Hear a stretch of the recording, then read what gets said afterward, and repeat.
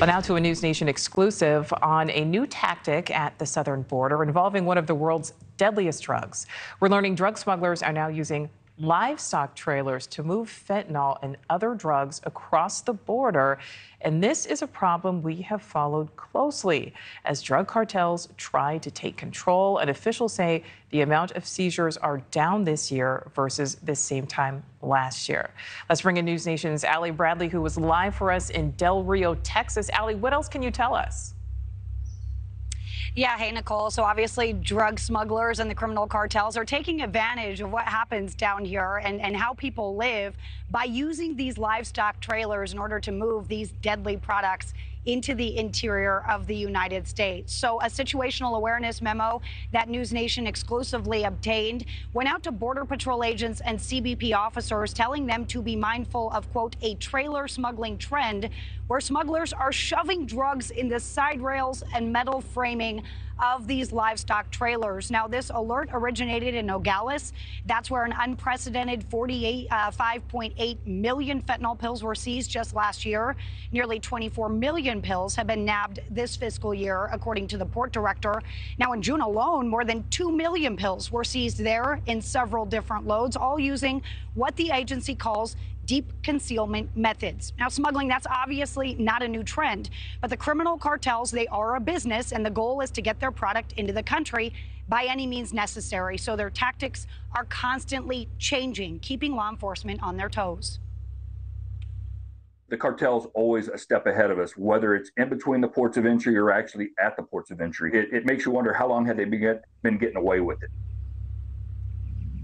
So now officials are reporting that they only catch between 5 and 10% of the drugs that are coming into the country. Of course, Nicole, we know that people aren't dying off of interdicted fentanyl, so the smugglers are having some success here. I did reach out to CBP, kind of asked what Sheriff Cleveland was alluding to there. How long has this been going on? How long has this trend been happening?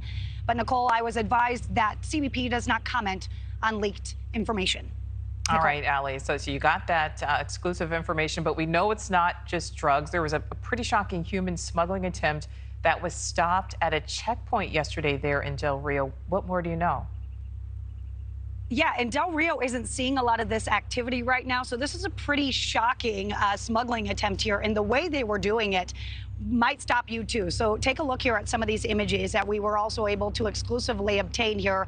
2 illegal immigrants were discovered under the floor beds of a flatbed trailer being hauled through a checkpoint. They were found with the help of a Border Patrol canine. So according to the incident report that we got our hands on, agents had to remove multiple wood planks with a drill in order to reach the 2 individuals. The agency reporting those planks were secured with screws. Those subjects were not able to willingly leave on their own. They were quite literally trapped there. Texas DPS, taking the case over, is currently prosecuting the suspects, who I just learned are siblings. One is a 17-year-old who said that it was his 3rd time transporting illegal immigrants. He is being charged as an adult in accordance with Texas law. The other, an 18-year-old female, that's his sister. She was arrested as well.